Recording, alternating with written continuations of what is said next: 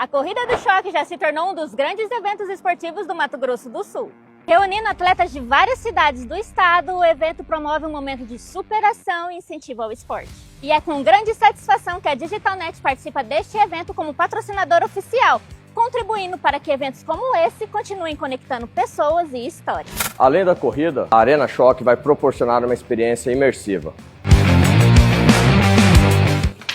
Haverá também exposição de materiais, armamentos e viaturas, que são utilizados no dia a dia do nosso batalhão.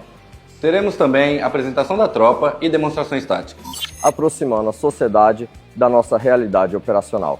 O evento acontecerá no dia 12 de setembro, a partir das 17h30, em frente ao Batalhão de Choque. É aberto a toda a população e as inscrições para a corrida podem ser feitas através do site kmaisclube.com.br.